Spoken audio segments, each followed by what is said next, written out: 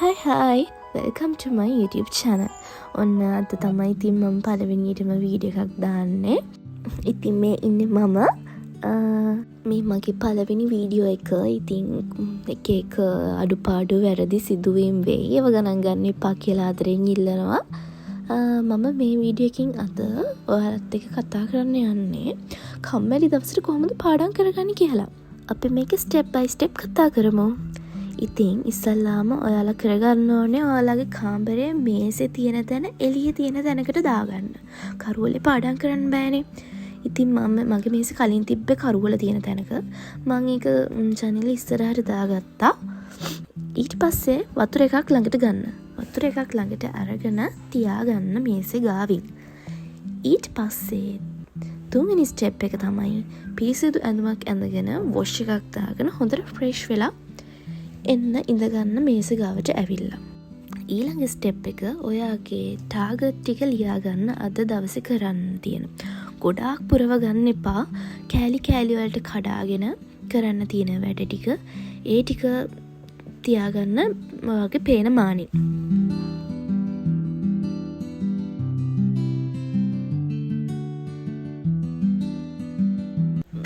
මට නම් තිබුණේ රෙකෝඩින්ග්ස් වගේක් බලන්න. කොහොම හරි ඉතින් ඒ ටිකත් බලන එක මම වැඩ ටික කරගත්තා. අද තිබ්බ ඇත්තටම මම අසනීප වෙලා හිටියේ මේ දවස් ටිකේම උණ හැදුනා. ඒ නිසා දවස් ගානකින් මේ පොතපත ටිකක් අල්ලන්නේ. ඒ හේතුව නිසාද මන්ද කම්මැලිකම ටිකක් වැඩි අද.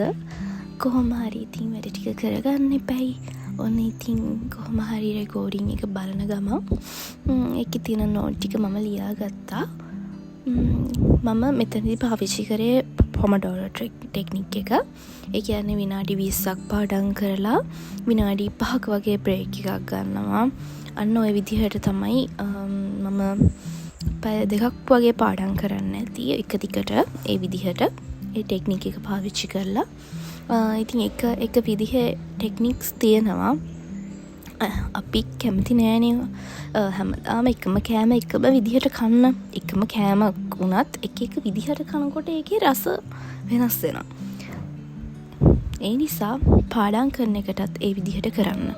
එක විදිහවලට try කරලා බලන්න. එක ක්‍රමවලට මේ පාඩම් කරලා බලන්න. සමහර විට ඔයාට සමහර ක්‍රම ඔයාට සෙට් වෙන එකක් නැති වෙයි. ඒ වුණාට සමහර ක්‍රම ඔයාට සෙට් වෙයි. ඒකට ඔයාට දිගටම පාඩම් කරන්න හිතේවි.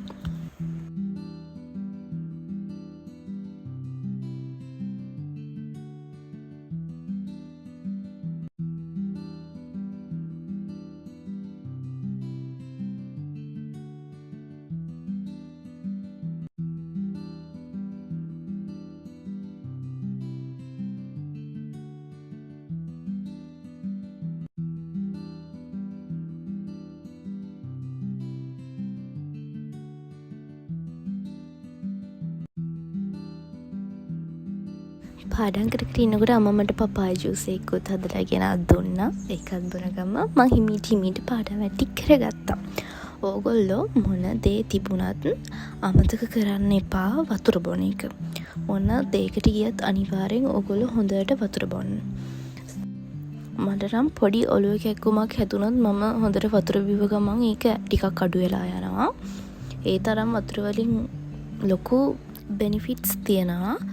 ඉතින් හැමතිස්සම වතුර එකක් ළඟ තියාගන්න පාඩම් කරන වෙලාවට අනිවාර්යෙන්ම.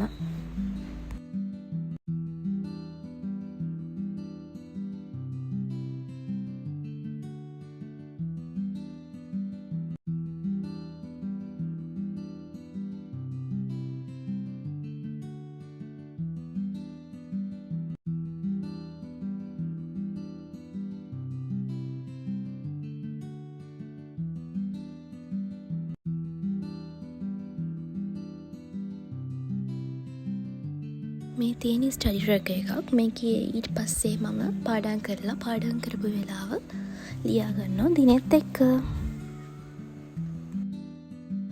අද නම් පැය 2-3ක් වගේ තමයි පාඩම් කරන්න පුළුවන් වුණේ. එහෙනම් ඉතින් ආයෙ දවසක හම්බෙමු. එතකල් පරිස්සමට ඉන්න. හොඳට වැඩ ටික කරගන්න. බයි බයි.